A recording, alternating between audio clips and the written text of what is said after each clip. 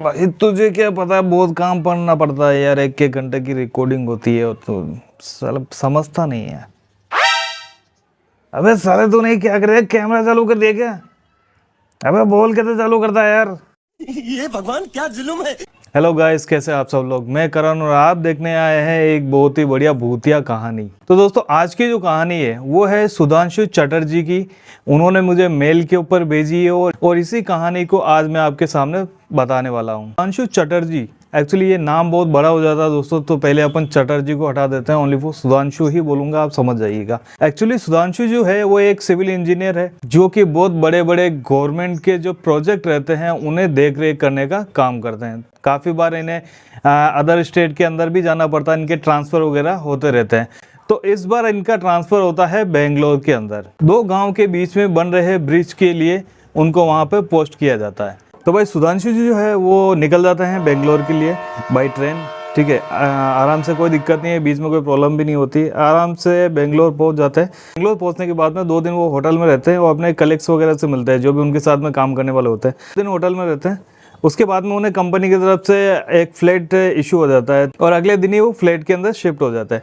अब दोस्तों एक्चुअली वो जो फ्लैट था वो एक्चुअली पूरा कंपनी का फ्लैट था। वो वहाँ पे कुछ ऐसी घटनाएं पहले भी हो चुकी थी, तो आसपास के लोग वैसे भी डरे हुए थे, काफ़ी सहमे हुए रहते थे। लेकिन इस बात का सुधांशु को कोई पता नहीं था, कोई इन्फॉर्मेशन नहीं थी।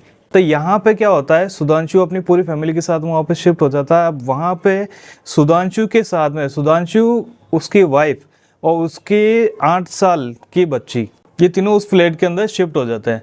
अब यहाँ पे दोस्तों क्या होता है कि ठीक है, दिन भर तो सुधांशु अपने प्रोजेक्ट में लगा हुआ रहता है, घर पे ओनली फॉर उसकी वाइफ और उसकी छोटी बच्ची। ठीक है, और घर के अंदर 2 रूम होते हैं। तो यहाँ पे 2 रूम, लेट की जो बात वो नॉर्मल सी चीज़ है। ठीक है, 2 रूम में से एक रूम वो अपना पर्सनल रखते हैं और एक जो रूम है वो अपनी बच्चे के लिए रखते हैं। और अच्छी तरीके से साफ़ सफाई वगैरह करके, बिल्कुल मतलब घर की जो गृहिणी होती है वो अपना जो भी काम करती है वो परफेक्टली बढ़िया कर देती है, मतलब कि रहने लायक उसको बना देती है, जो खंडर था उसको रहने लायक बना देती है। अब यहाँ पे क्या होता है दोस्तों, दिन भर का काम करने के बाद में सुधांशु जैसे ही घर पे पहुँचता है उसकी बीवी से मिलती है, देन अच्छे से खाना वाना खाया और सोने चले जाते हैं, बच्ची को सुला दिया। अब यहाँ पे होता क्या है, आधी रात को सुधांशु की पत्नी को किसी के गुनगुनाने की आवाज़ आ रही है। जैसे कि होता ना कि यार 2 आदमी आपस में बात कर रहे होते हैं, ठीक है, लेकिन उसके फ्लैट में ओनली फॉर बड़े तो 2 जने ही हैं, बच्ची है जो सो गई होगी, लेकिन वो आपस में बात नहीं कर रहे। तो भाई ये बात किसकी हो रही है? वो जैसे अपने रूम से बाहर निकलती है, जिस रूम में उसकी बच्ची सो रही होती है वो उसके गेट के पास जाती है, कान लगा के सुनती है। तो वो क्या सुनती है कि ये जो आवाज़ है वो उसी के रूम से आ रही है। उसे कुछ समझ में नहीं आता यार कि बच्ची अकेली है, अंदर सो रही है, ये आवाज़ किसकी आ रही है। उसे लगा कि यार कोई चोर आ गया। वो जल्दी से भाग के अपने पति के पास जाती है और सुधांशु को उठाती है कि सुधांशु उठो जल्दी से, कोई अपनी बच्ची के रूम में हो और बोलने की आवाज़ आ रही है, शायद हो सकता है कोई चोर हो, जल्दी से तुम पुलिस को बुलाओ या कुछ भी करो। तो भाई सुधांशु भी काफ़ी टेंशन में हो जाता है, जल्दी से बाहर निकलता है। बाहर निकलने के बाद में वो कान लगा के सुनता है तो उसको किसी भी तरीके की आवाज़ नहीं आ रही होती है। फिर वो कंफर्म करने के लिए धीरे से गेट को खोलता है। गेट खोलते ही अंदर देखता है भाई कुछ नहीं होता, हल्का सा अंधेरा रहता है। एक जो छोटा जो लाइट रहती है, छोटा जो लट्टू रहता है, जिसे अपन 0 वोल्ट का लट्टू बोलते हैं हम राजस्थान के अंदर, तो वो लट्टू जो है वो जल रहा होता है और जो उसकी गुड़िया है वो वहाँ पे सो रही होती है। अब यहाँ पे सब कुछ चेक कर लेते हैं पूरे रूम के अंदर, कोई अदर पर्सन नहीं मिलता। वो सोचता हो सकता है कि ये इसकी पत्नी का भ्रम हो। ठीक है, दोनों बाहर निकल जाते हैं और पत्नी को बोलते हैं तुम ज़्यादा इतना स्ट्रेस मत लिया करो और चलो सो जाओ, कुछ नहीं है, बच्ची बिल्कुल सेफ़ है और रूम में कोई नहीं, वो अकेली है। ठीक है, दोनों जने जाके सो जाते हैं। लेकिन यहाँ पे उसकी पत्नी को अभी भी कन्फ्यूज़न था कि यार मैंने कोई भ्रम सुना है, आज दिन तक ऐसा कभी नहीं हुआ, फर्स्ट टाइम उसको आवाज़ सुनाई दी, लेकिन वहाँ पे कोई नहीं है। तो यार वो भी ठीक है, वो सोचते हो सकता है कि मेरा माइंड का कोई कन्फ्यूज़न हो। ठीक है, सो जाता है, कोई दिक्कत नहीं। अगले दिन का सेम प्रोसेस, सुबह सुधांशु बाहर निकलता है करके और अपनी जॉब पे जाता, पूरे दिन बढ़िया से काम करता है। उसके बाद शाम को सुधांशु घर पे आता है, वापस खाना वाना खा के सोते हैं। वापस रात को उसकी पत्नी को आवाज़ सुनाई देती है बात करने की। ठीक है, सेम प्रोसेस, वो गेट के बाहर जाती है, आवाज़ सुनती है। वो इस बार जो है वो अपने पति को नहीं बुलाती है, ठीक है।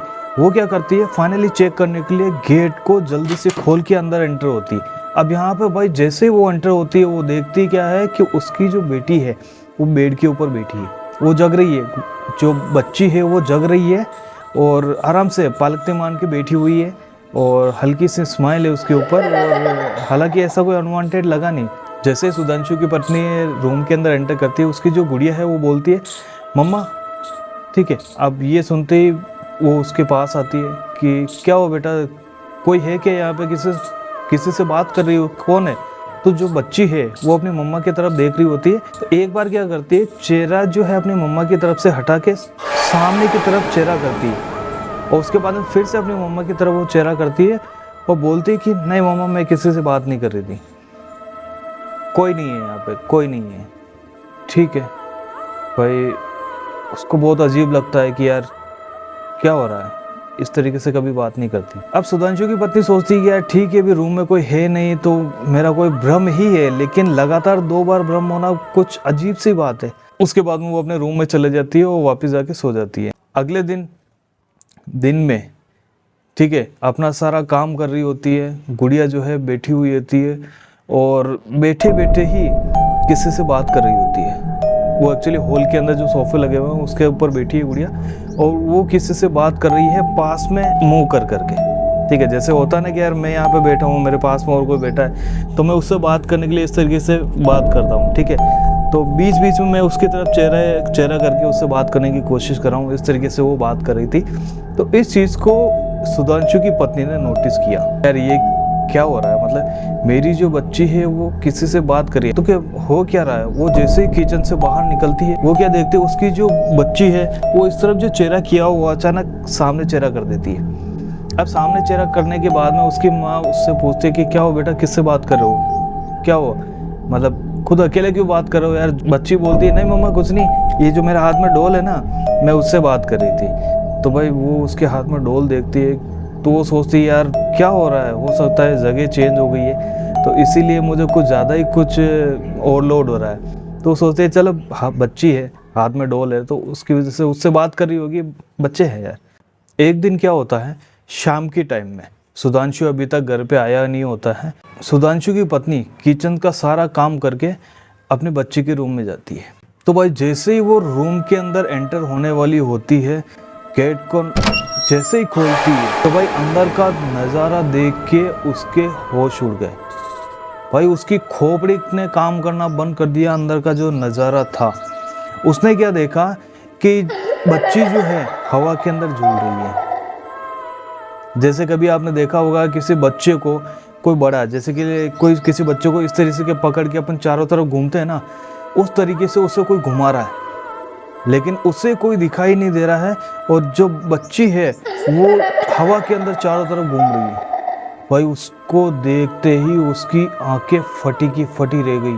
भाई उसे कुछ समझ में नहीं आया कि ये क्या हो रहा है यार, ये क्या देख लिया, उसे कोई सपना तो नहीं आ रहा। भाई ये देखते ही उसका दिमाग खराब, भागते हुए अपने बच्चे के पास जाती है, उसे हाथ लगाती है। वो जैसे हाथ लगाती है एक जोरदार का करंट का झटका उसे लगता है। भाई झटका लगते ही वो गेट से टकराती है, जो आधा खुला हुआ था गेट से टकराती है, वो पीठ के ऊपर जबरदस्त लगती है उसके। भाई वहीं पे चिल्लाने लगती है, कुछ समझ में नहीं आ रहा होता उसे क्या हो रहा है।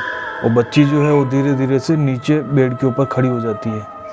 आसपास के लोग आवाज़ सुन के आते हैं कि भाई क्या हो गया, क्या हो गया यार। वो गेट के अंदर जैसे एंटर करता है, रूम में एंटर करते हैं, देखते हैं कि बच्ची जो है बेड पे खड़ी है, वो उसकी माँ जो है गेट के पास में लेटी हुई है, उसके लगी हुई है, चोट लग रही है। भाई वो आसपास के लोगों को समझ में नहीं आ रहा था, वो पूछ रहे होता है क्या प्रॉब्लम हुआ क्या है। सुधांशु की पत्नी खुद को जैसे तैसे संभालती है, उठ के अपनी बच्ची को गोद में लेती हो, तुरंत वहां से भागती है घर के बाहर, डायरेक्टली नॉन स्टॉप बाहर जाती है, अपने पति को फ़ोन करती है। सुधांशु जैसे ही आता है सारी हकीकत उसे बताती है। अब यहाँ पे भाई सुधांशु भी देख के उसका दिमाग खराब हो जाता है कि ऐसा भी होता है। फिर आसपास के लोगों ने कहा कि भाई यहाँ पे ऐसी चीज़ें अभी नहीं हो रही, ये काफ़ी टाइम से हो रही है। और जिन लोगों ने भी इस घर के अंदर रहा है वो उन्होंने हमेशा सहा है, ठीक है, और वो इस घर को छोड़ के सीधा भागे हैं। कोई नहीं रहा यहाँ से, 1 सप्ताह 2 सप्ताह से ज़्यादा कोई नहीं रह सकता। भाई ये सब सुन के मतलब कि उसका भी दिमाग ख़राब हो जाता है, लेकिन आखिरकार ये है क्या चीज़। तो भाई तभी एक अंकल जो है भीड़ से निकल के बाहर आते हैं, वो सुधांशु के पास जाते हैं। वो बोलते हैं कि एक्चुअली बेटा यहाँ पे काफ़ी सालों पहले एक फैमिली रहा करती थी, वो चेन्नई से बिलोंग करती थी। दोनों पति पत्नी इस रूम के अंदर रहा करते थे। पति जो है वो इस कंपनी के अंदर जॉब करता था। एक दिन क्या होता है कि पति पत्नी सो रहे होते हैं, अचानक किसी रीज़न से उस बिल्डिंग के अंदर आग लग जाती है।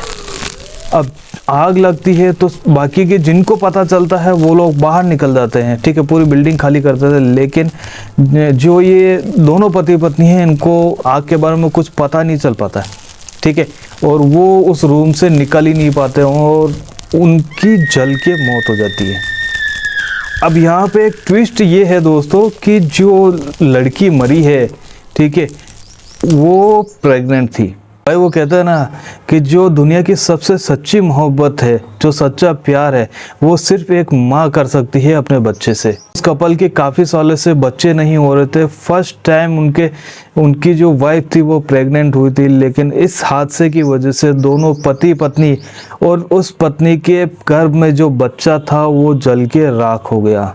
तो भाई आज भी इस बिल्डिंग के अंदर, इस फ्लैट के अंदर उस औरत की जो आत्मा है वो अभी भी इस फ्लैट के अंदर है और यहाँ पे परेशान किसी को नहीं करती। मतलब ऐसा नहीं कि किसी को मारना या कुछ और है या किसी को डराना, नहीं, कुछ भी नहीं। अगर उस फैमिली के पास कोई बच्चे हैं तो ओनली फॉर वो बच्चों को दिखती है, बच्चे के साथ खेलती है और बच्चों के साथ ही टाइम स्पेंड करती है। लेकिन अब तक उसने बड़ों के साथ में कभी कोई गलत व्यवहार नहीं किया, किसी को परेशान नहीं किया, किसी को डराया नहीं। तो भाई ये सुन के एक बार तो मतलब कि उसकी जो वाइफ थी वो काफ़ी ज़्यादा रोने लगी थी कि उनके साथ कितना बुरा हुआ। लेकिन भाई यार होता ना कि यार ठीक है, भूत चाहे कितना भी अच्छा हो, आप उसके साथ रह नहीं सकते। तो भाई हैंड टू हैंड सुधांशु ने कंपनी में फ़ोन किया कि इस तरीके की बात है और मुझे अपना फ्लैट चेंज करना है, तो आप मेरा फ्लैट चेंज कर लो या फिर मेरी जॉब लोकेशन ही चेंज कर लो। और अगर आप इतना भी नहीं कर सकते तो भाई मैं आज ही रिज़ाइन दे रहा हूँ, जॉब छोड़ के जा रहा हूँ। तो भाई कंपनी भी सोचती कि यार सुधांशु काफ़ी पुराना बंदा है, उसको इस तरीके से छोड़ नहीं सकते, उसको वापस कोलकाता ट्रांसफ़र कर देते हैं। तो भाई सोच के देखो कि अगर सुधांशु की जगह पे आप होते, आप, आपकी पत्नी और आपके बच्चे अगर तीनों जने उस रूम के अंदर होते और आप अगर इस तरीके का सीन देखते तो आपकी क्या हालत होती, एक बार कमेंट करके ज़रूर बताना। और दोस्तों अगर आपके पास भी ऐसी कोई हॉरेबल स्टोरी है तो आप हमें इस मेल आईडी पे भेज सकते हैं। अगर उस पर वीडियो बनाने लायक होगी तो हम उसकी वीडियो ज़रूर बनाएंगे। लेकिन भाई यार मैं आपसे बहुत डिसअपॉइंटेड हुआ यार, मतलब इतनी मेहनत करने के बाद में भी वीडियोस पे लाइक्स नहीं आते हैं, कमेंट्स नहीं आते हैं और सब्सक्राइबर तो मेरे बहुत ज़्यादा है, मिलियंस के अंदर सब्सक्राइबर है, आप अभी देख सकते हैं यार। तो थोड़ा सा सपोर्ट तो करो यार। चलिए मिलते हैं नेक्स्ट वीडियो के साथ में, तब तक के लिए अलविदा।